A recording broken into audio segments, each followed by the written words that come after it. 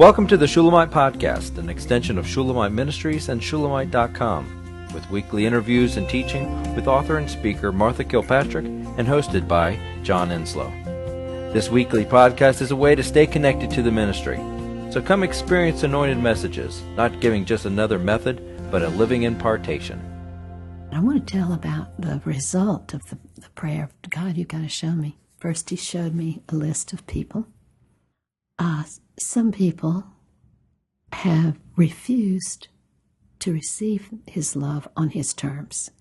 And so he just sort of removes me kind of permanently from some people.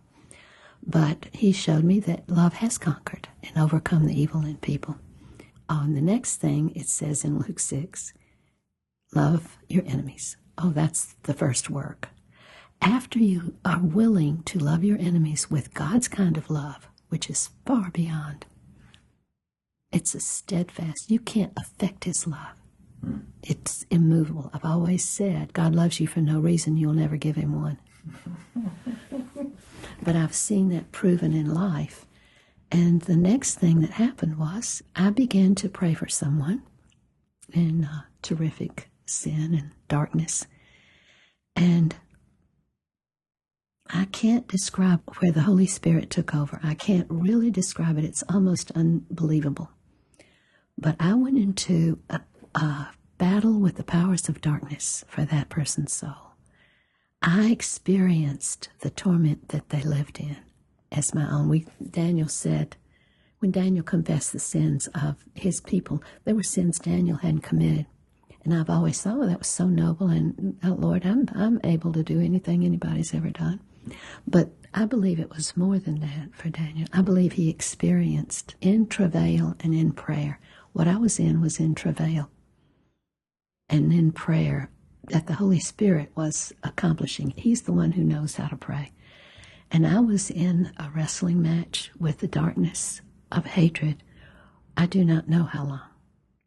I experienced it as though it was me. And it was like God put me in the box with that person and let me experience what they lived in. And I wouldn't have it. I couldn't bear it. And I was saying, I forgive, and Father, they are forgiven. Please, Father, forgive that person. And I cast out many demons. And it was very strange, not the first time it's happened, but it was unique in its own self. But he puts me in the box with what some people don't know they can be free of. But I know, I go in the box, experience it, and I throw it off of me and of them. And that may make no sense. It's okay. It's a spiritual matter. And it was the Holy Spirit groaning with groans that could not be uttered. And when it was all over, I understood it deeply. And it was, I can't tell the story, but it was very significant in that person's life. Mm-hmm. And so first you love your enemy, then you pray for your enemy. But the prayer he calls for is to let the Holy Spirit pray through you for that person with the love of Christ, who goes to save them through intercession. It says, love your enemies, do good to those who hate you, bless those who curse you. There's a couple of steps more in there after loving. Then it says pray, and pray for those who spitefully use you. You give to the enemy. And there are ongoing, there's an ongoing unfolding of what love is. And there's a choice to bless your enemy. That is a choice of the will. And to do good to those who hate you. I can explain, I think, what you experienced. Okay. Christ took on, became our infirmities. He became our sin. He took on our separation like a piece of clothing. He took it on, and so that he could throw it off. And so he was crucified with that separating garment, being us, and to step in the box, it was like you were taking on that iniquity, that lifelong problem, and you bore it with him. I mean, I know it was Christ in you. I know it was his doing. Mm-hmm. And it was freaky because it felt like you. It felt like me. I was horrified at the level of hate in that person's life, and I so experienced it, I thought it was me. And I'm certainly capable of it. Mm-hmm. I have to work sometimes. Someone said to me, oh, I've never hated anybody. And I went, and you're a liar. I'm sorry. I made you choke. I didn't say that because she was so convinced I knew it wouldn't do. But I've never felt the depths of such darkness and hate, and it was purely a supernatural experience, and the effect of it was phenomenal. The fruit has been pretty impressive, and it's just he is able to do things like that in us. If we are indwelt by the living Christ, then he is able to do those works and transform situations. That's what we're here for. Mm-hmm. Johnny says, lay down your life for your brothers. That he considers that love, and until you do that, I'm not sure it is love. We have to bear his kind of love, which is totally different, and our goodness will never do it. We will never. I knew when it said overcome evil with good that it was not human good, because human good is not real, nor is it powerful, but it's love that overcomes. And I remember a long time ago, probably 40 years, the first time he said, I want you to lay down your life for this person. And I said, God, she's not worth it. And he said, that is exactly why. She needs it. Mm-hmm. That's exactly why you must do it. And I said yes.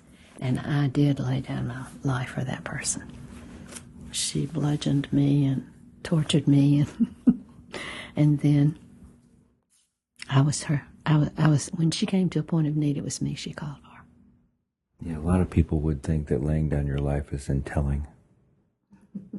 But it's not in telling, it's in dying. Uh-huh.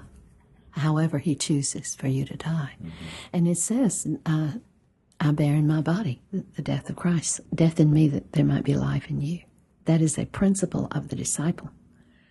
And but it's so exciting because the Holy Spirit, if you agree and you consent to love your enemies, to bless those who curse you, and pray for those who spitefully use you, if you just consent, it's just a yes, the Holy Spirit takes over to do the work, and you are maybe the vessel of it, but you're not in it.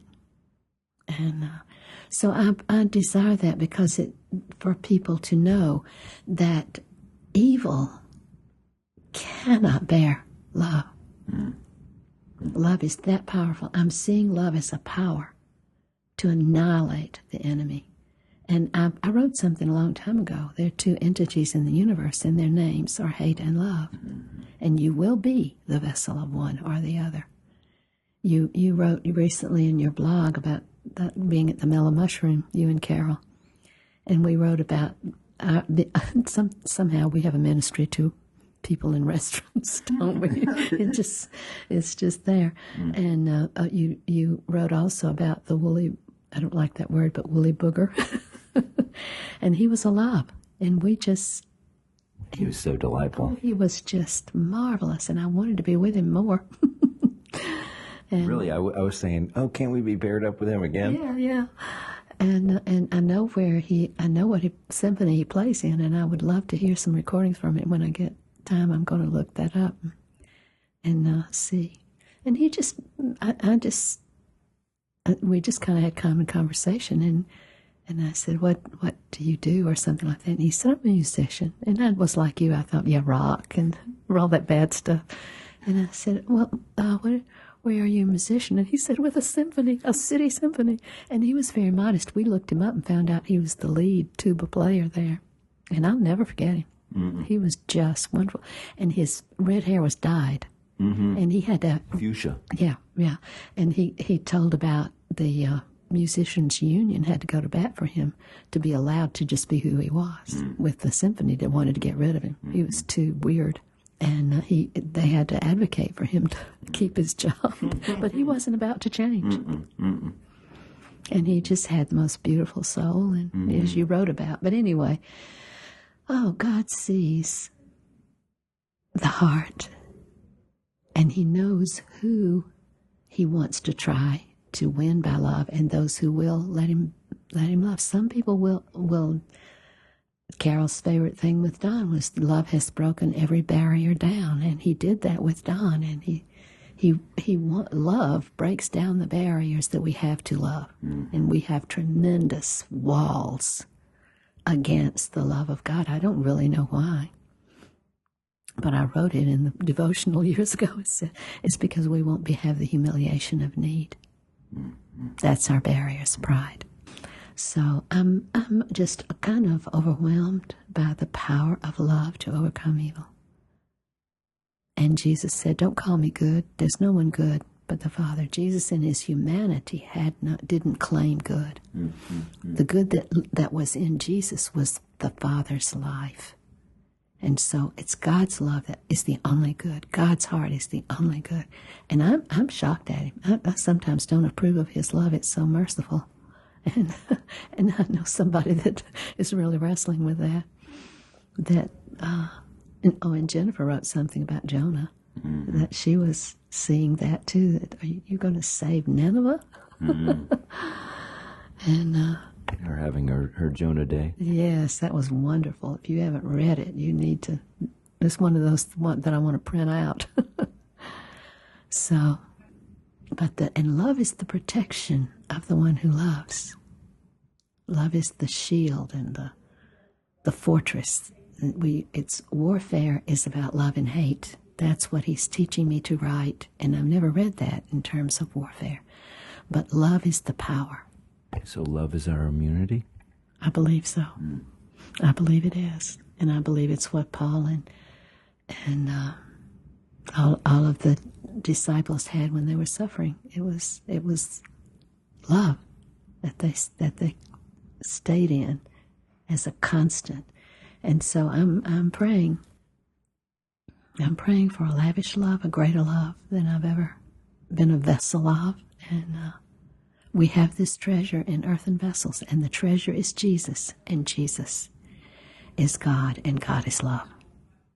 And so we want to know love as an indwelling presence of God, because it is the miracle, the safety, the power, the answer, the good. We hope you've enjoyed the Shulamite podcast.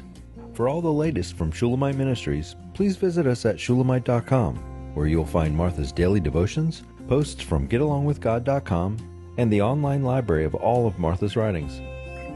At shulamite.com, downloading the free Shulamite app is easy, and livingchristianbooks.com is only a click away. Thank you for joining us on this journey to discover a God worth knowing.